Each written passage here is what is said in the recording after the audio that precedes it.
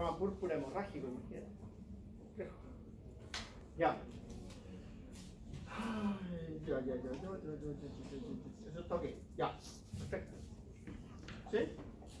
Otro camino, ¿cierto? Que este se convierta en Helper 17. ¿Qué lo lleva a convertirse en Helper 17? Interleuquina 6. La más importante es la interleuquina 6. ¿Ya? ¿En qué participa la interleuquina 7? A propósito que la mencionaron. En la apoptosis. Linfocitos T y B. Maduración de linfocitos T y B. En la maduración de Linfocitos T y B. los linfocitos T y B genera cierto un complejo de unión con moléculas propias y limpia de linfocitos T y B autorreactivos. Entonces, ahí participa la interleuquina 7. Acuérdense eso. ¿Ya? Ya. Bueno, y la Helper 17, ¿qué libera?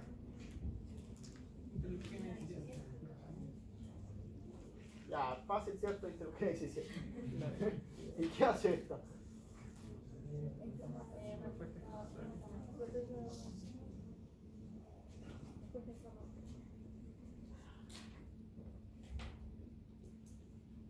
Entonces, ¿qué hace? Aumenta la migración.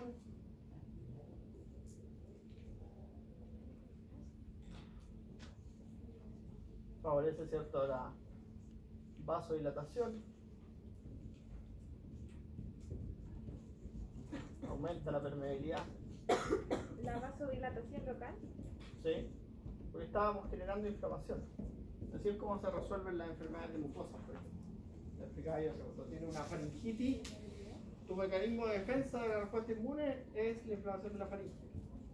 Ahí está montada la respuesta. Y uno tiene los nódulos, todo aumentado de tamaño, ¿cierto? Ya. Y el T regulador.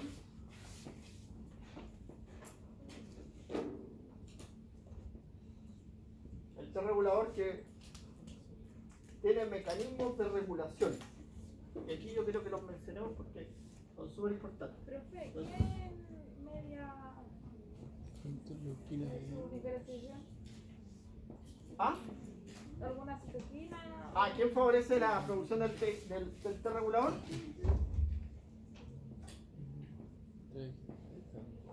¿Cómo se llama ese? El factor de crecimiento transformante beta. El factor transformante de crecimiento beta. O el Transforming Growth Factor tipo beta. ¿Ya? Ya, y el T regulador también produce eso y también produce interleuquina 10, que son proteínas antiinflamatorias. Estos son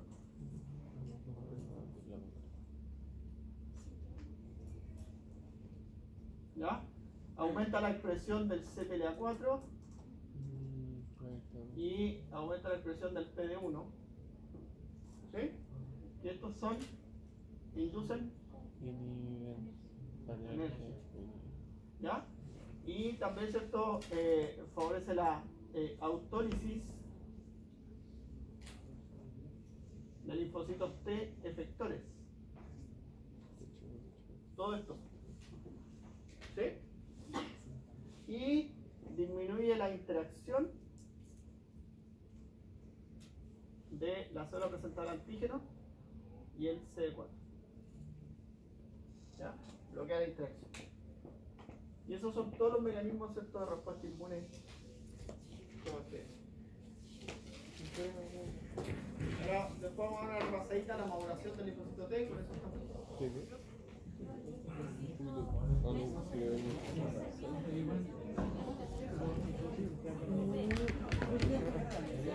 Ya, eso, gracias. Gracias, Paloma. Déjame hablar de otra. Me faltó algo. Ya. Esta célula, ya, cuando reconoce un antígeno, cuando esta célula reconoce el antígeno, ya, cuando tiene el antígeno en su interior, antes de presentarlo, ya, porque lo incorporó, ¿cierto? Y antes de presentarlo como molécula de clase 2,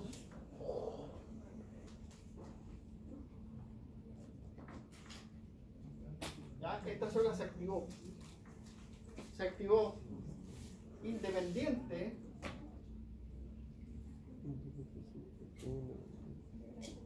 de la célula T.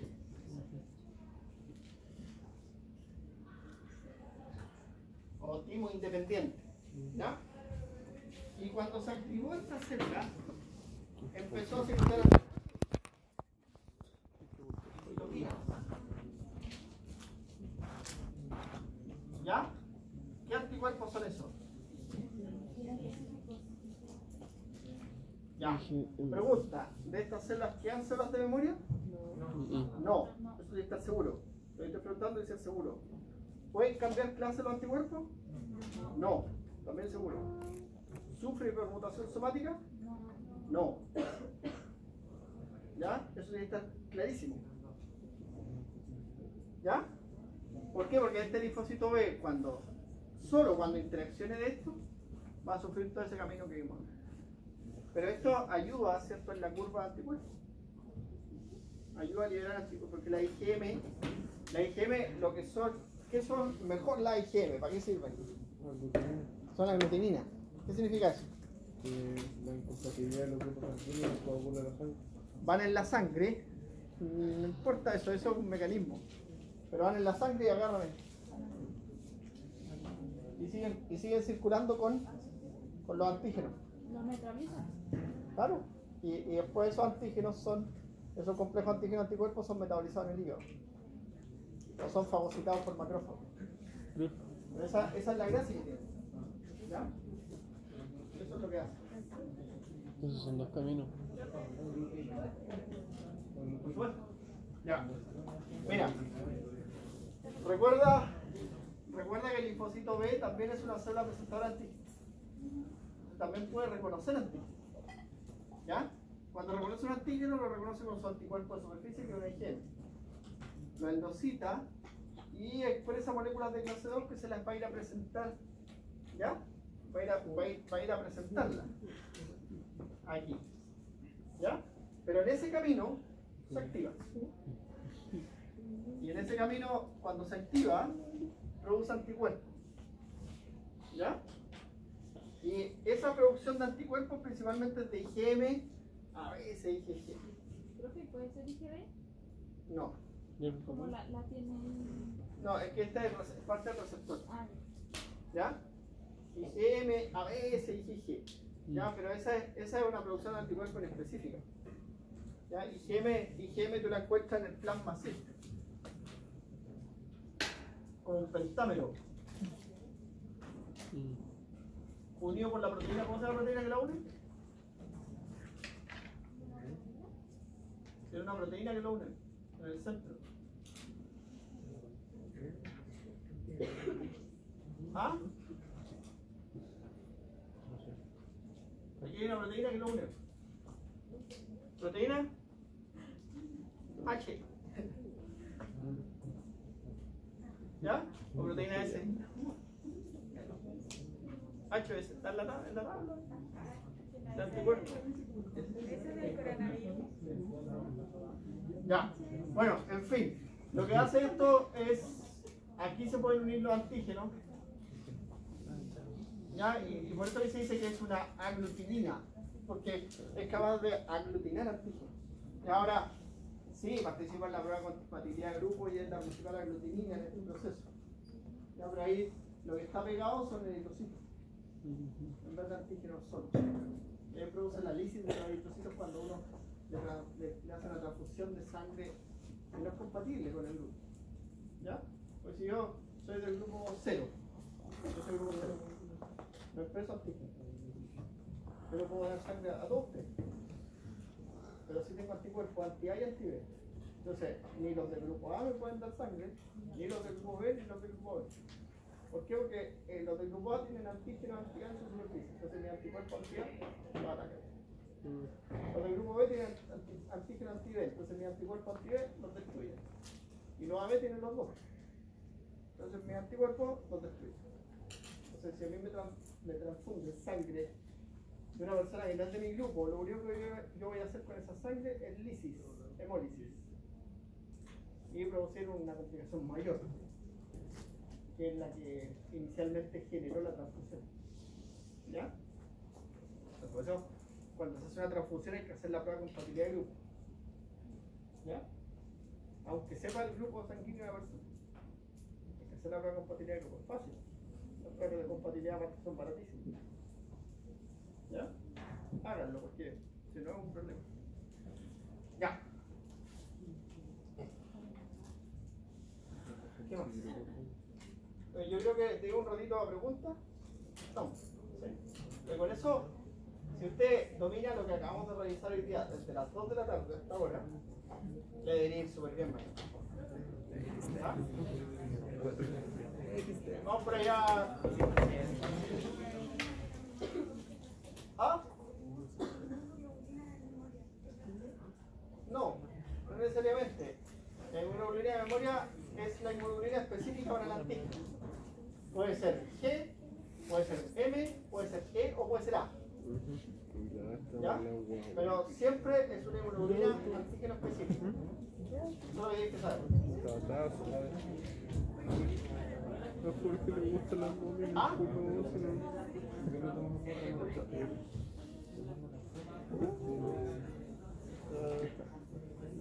Lo estamos estudiando. Las proteínas. Las proteínas. Ah, ya, eso. Eso es importante, mira. Lo que hace. Jorge. Creo que hay una pregunta por ahí. En el retículo. No, en la pregunta. La pregunta es una prueba. Entonces, cuando tú procesas una proteína y la fragmentas, ¿cierto? Ya, los fragmentos proteicos entran al retículo endoplásmico, donde está el complejo tipo 1, por unas proteínas que se llaman TAP. ¿Ya? Esas proteínas, por ejemplo, se asocian a falta de tolerancia. Por ejemplo, que el individuo no puede hacer lo siguiente, uno puede presentar sus proteínas propias. ¿Ya? Y hay otra proteína que se asocia a autoinmunidad, que es del complejo de histocompatibilidad tipo 2, que es una proteína que se llama CLIP, que es una proteína que está aquí. Ya que es como, yo le digo, es como el seguro que uno le saca a la bránula, ¿no? Y ahí la bránula puede funcionar. ¿Cierto? Las CLIP son una tapita que tiene para evitar que se unan otras moléculas. Entonces, cuando hay presencia de un antígeno, esa CLIP se degrada, se pone enzimas proteolíticas, y ahí se puede unir el antígeno al complejo tipo 2. Entonces, las CLIP y las TAP, ¿cierto? Son importantes, son bien específicas, son importantes. ¿Los 12 del tipo 2? No, una es del tipo 2, y la otra más importante es del tipo 2 y esta es más importante del tipo 1. Está presente en ambos, pero es más importante en ese.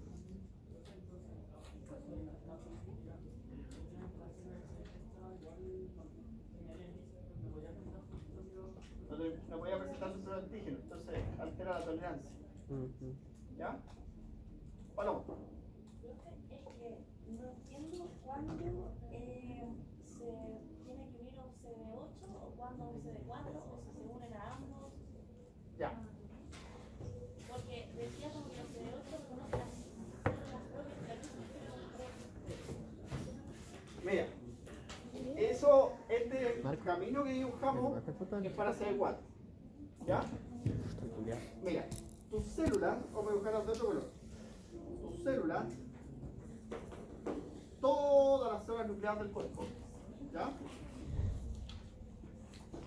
Expresan una proteína que es la molécula del complejo de histocompatibilidad tipo 1. ¿Ya? Nosotros tenemos entonces, de las proteínas que producen tus células, ¿ya? Que están en el citoplasma, ¿sí? Esa proteína se está a través del proteosoma, ¿ya?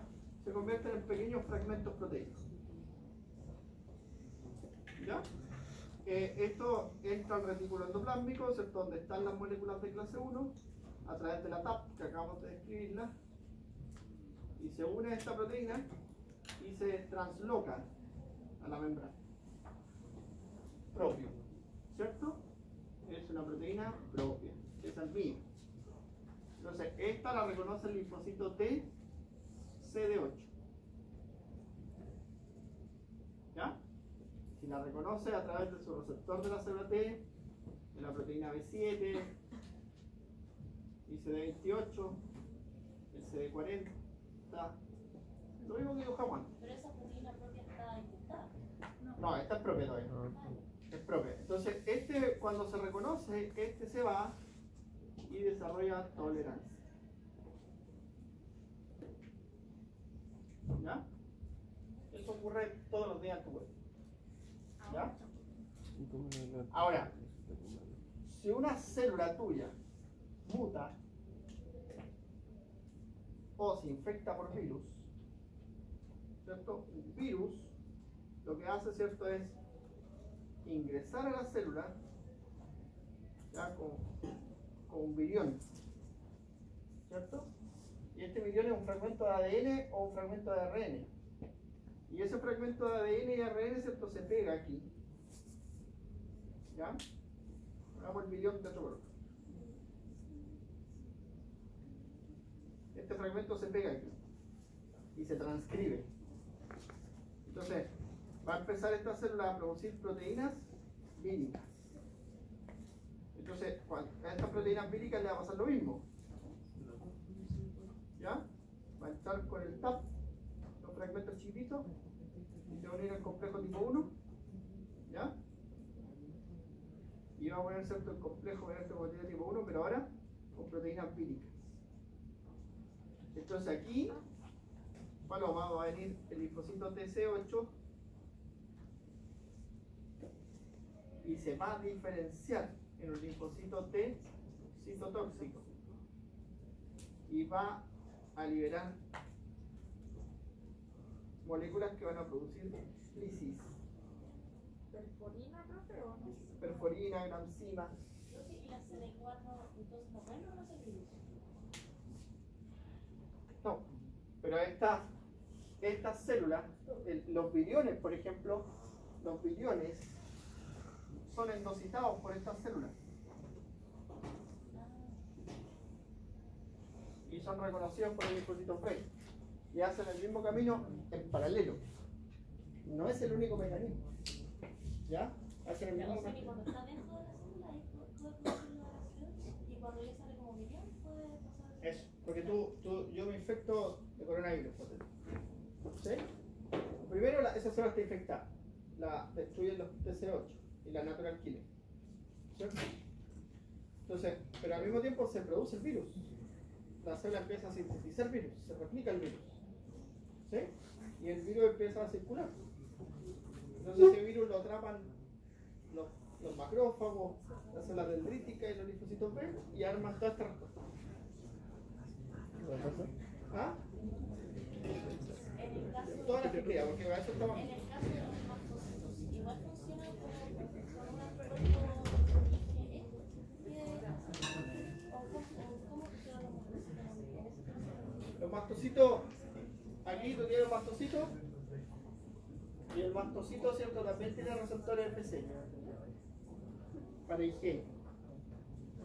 ¿Ya? Pero el mastocito también tiene receptores para. También tiene receptores que son C3R, ¿cierto?, que son los receptores para las células, para el complemento. Entonces todo eso puede inducir la degranulación de los mastocitos. ¿Cómo ocurre en el caso de la alergia? Si funciona una respuesta. Ya, en la alergia, en una alergia lo que uno hace ocurren dos procesos. El primer proceso es que el antígeno no patógeno, se reconoce como patógeno, se presenta y se privilegia la respuesta de Helper-2. Y esta respuesta se hace masiva. Entonces, mira, cuando tú te expones al alergeno por primera vez, pasa esto. Estas células quedan de memoria y sobreexpresan receptores para IgE. Y también se produce el linfocito medio de memoria. Entonces tú te expones por segunda vez al alergeno. Se crea la respuesta secundaria, se liberan IgE, se une a esto y se degranulan masivamente. Y ahí se produce la respuesta alérgica propiamente tal. ¿Y ocurre de manera espontánea el tema de la primera vez que hay? O sea, no se sabe el mecanismo por el cual se produce la alergia, si no, no habría alergia. ¿Ya? Y también es un componente poligénico. Hay unos genes que se llaman aire, que son los que desarrollan asma. ¿Ya? Entonces, poligénico. Y una persona, ¿cierto?, va a desarrollar alergia. Lo importante es entender el mecanismo. Es el mecanismo de la respuesta parasitaria que está más marcado. ¿Ya?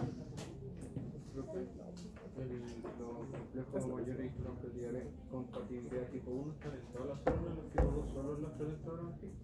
Son las presentadoras y en las que se pueden comportar como presentadoras antígenas. Pero en las clásicas, aprendes de las clásicas no. Profe, la recombinación de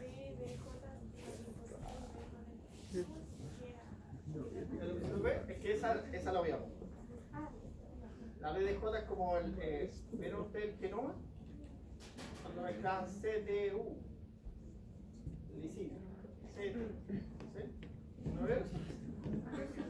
Cuando se hace la traducción, en la traducción tú tienes los codones. ¿Sí? Entonces, un codón determina un aminoácido, otro codón, otro aminoácido, hasta que de repente llega ahí un codón que se llama codón interno. Se corta la proteína, se pliega y sale la proteína. Aquí pues, en las BDJ es más o menos lo mismo. Hay recombinación hasta que los aminoácidos son específicos para reconocer el tipo. Pero no entramos en detalle con eso. Eso es una clase, la recombinación BDJ. La artritis reumatoide, ¿cómo funciona? O sea, ¿cómo...? Ahí normalmente se producen citoquinas en la inflamación, en el cartílago. Entonces, el TNF es el más importante y monta la respuesta inflamatoria en el cartílago. Entonces, hoy día se usan anti-TNF. Hay un fármaco que es anti-TNF, tú te lo inyectas una vez al año y... ¿Y no tiene que ver con la o sea, el helper 17? Potencia la vía de helper 17. Ah, la potencia. Porque nace una inflamación de la nada. Y después se sigue como de helper 17. Profe, ¿y naturalmente nadie lo puede regular? O sea, el cuerpo no tiene... Sí, tenemos mecanismos regulables por la citoquina antiinflamatoria y los T reguladores constitutivos. Aparte que hay T reguladores constitutivos. ¿Qué hacen eso? Los T reguladores constitutivos siempre están presentes. Pero, ¿y por qué no te regulan? Esos T reguladores que están ahí, ¿cómo se llaman? T reguladores inducidos. Tengo una duda en el código, cómo funcionaba cuando bloqueaban los TLR, por ejemplo, se producía una respuesta inflamatoria. Si se bloquean los TLR, quedan otros activadores, ¿esos son los que producen la respuesta inflamatoria? Claro, lo que pasa es que las infecciones virales, muchos virus ocupan estrategias de bloquear vías de señalización. Entonces, una de las estrategias del coronavirus, ¿cierto?, es bloquear la vía 378, que es de Turner receptor, ¿sí? Y bloquear la vía NF-kappa beta, que es la que produce, no, la vía IR, que es la que produce interferones. Esa queda bloqueada. Y la NF-kappa beta queda para producir interleuquina 6, TNF y todo. Pero son mecanismos de estrategias virales. ¿Ya? Eso seguramente lo van a ver en enfermedades infecciosas.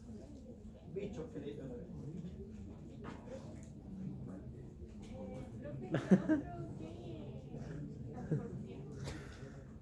El calostro tiene, ya, ahí hay que saber dos cosas. La IgG es la única que atraviesa la placenta. Y eso ocurre en el último tercio de la gestación. ¿Ya? La única especie que puede transportar IgG masivamente en humanos. Después siguen los carnívoros. ¿Ya? Bueno, en el calostro, que es la primera leche materna, ¿cierto?, que es una leche rica en anticuerpos, existe IgA, IgE, IgD e IgG. ¿Ya? La que tiene mayor concentración es la IgA. ¿Ya?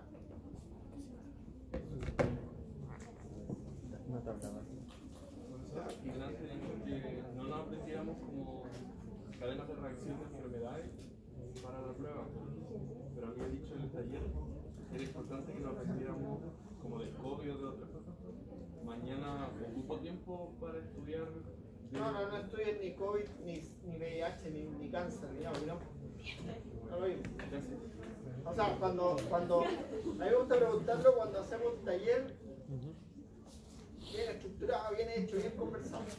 Ya, pero tuvimos un taller. Pero entonces las preguntas van a ser de casos clínicos, serían demasiado generales. Son generales. Pero si aparece el nombre de una enfermedad, tenemos que fijarnos en el mecanismo. Esto es fisiología. Y con esto tenéis suficiente a preguntar.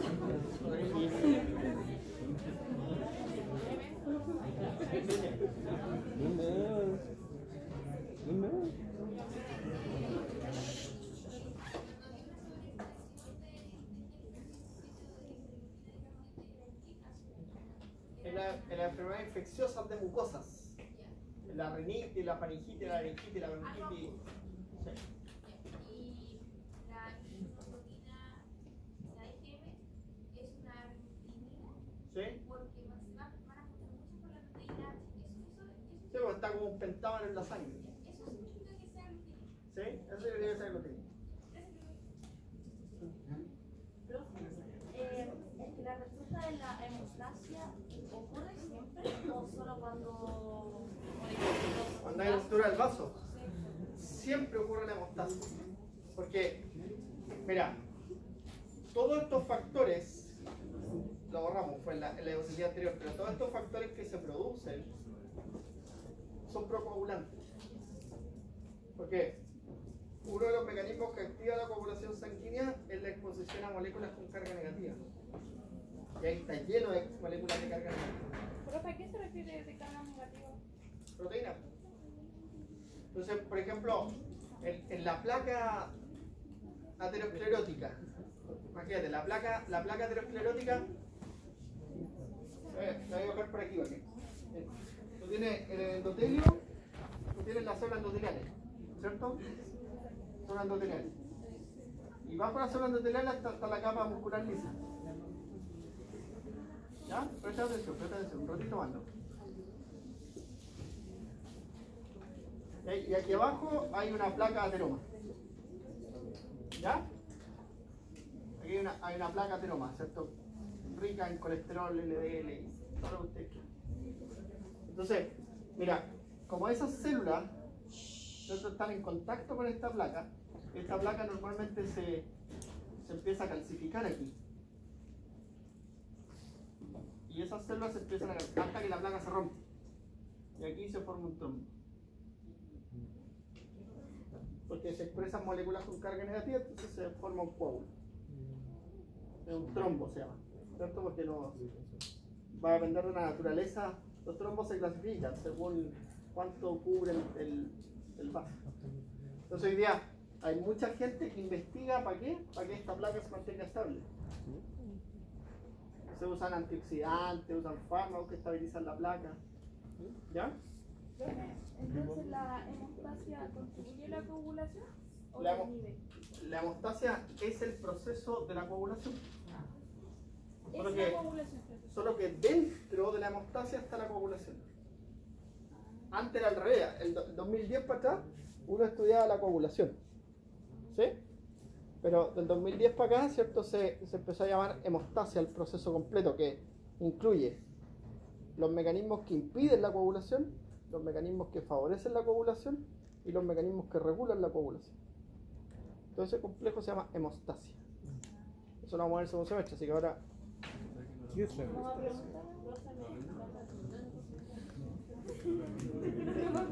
¿Qué clase de ser humano cree que soy yo si digo que no lo tiene que ver ahora y se lo pregunto mañana? ¿Ah? Soy el del sticker, con cacho. ¿Ah?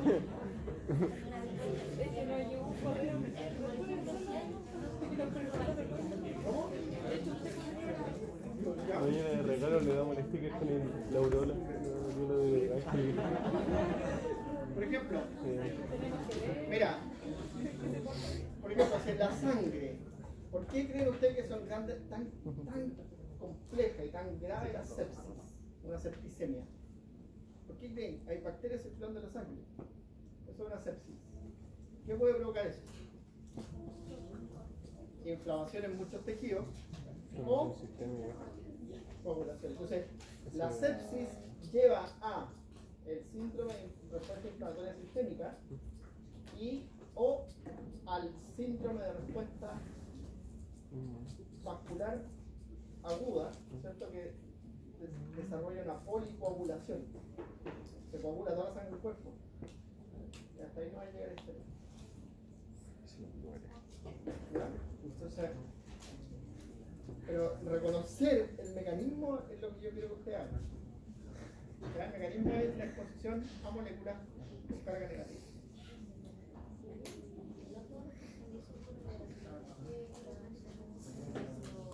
Las plaquetas son siempre, es que la hemostasia siempre está ahí. Siempre está, porque las plaquetas son importantísimas en los procesos de reparación. Las plaquetas son súper importantes en la reparación del tejido. ¿Ya?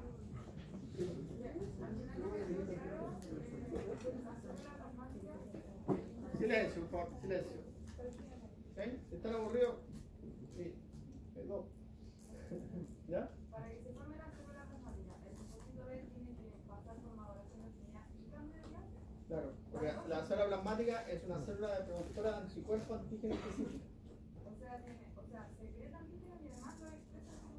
No, secreta anticuerpos. Antígenos específicos. O sea, y además lo expresa... Sí, lo expresa, pero normalmente la función más importante de la plasmática es producir anticuerpos. Pero en la línea de maduración, por afinidad de cambio de clase de anticuerpos, se producen células plasmáticas y linfocitos B de memoria. Los de memoria son los que expresan anticuerpos antígenos específicos en su superficie. Entonces, estas viven por este tiempo. ¿Ya? Viven por otro tiempo. Tú te infectaste de coronavirus, por ejemplo, en las células plasmáticas productoras de anticuerpos duran 3-4 meses. ¿Ya? También las inducidas por la vacunación. Y estas duran más, 6-8 meses, ¿cierto? Hasta ahora, lo que se lleva estudiado. Que la cápsula decía que las células que pasaban por maduración de la semilla iban a secretar anticuerpos, las que pasaban por cambio de clase iban a responder a... Sí, pero básicamente lo mismo, eso lo dije yo. Efecto el viernes en la tarde, viene en la noche, está dando clases. Están felices en mi casa. ¿Ah? Produce anticuerpos antígenos específicos. Y la memoria expresa anticuerpos antígenos específicos. Pero la memoria también puede producir anticuerpos, porque esta de memoria, cuando reconozca el antígeno de nuevo, se va a diferenciar en eso. Cuando esta B de memoria reconozca un antígeno, en la infección secundaria se va a diferenciar en eso. Pero la célula plasmática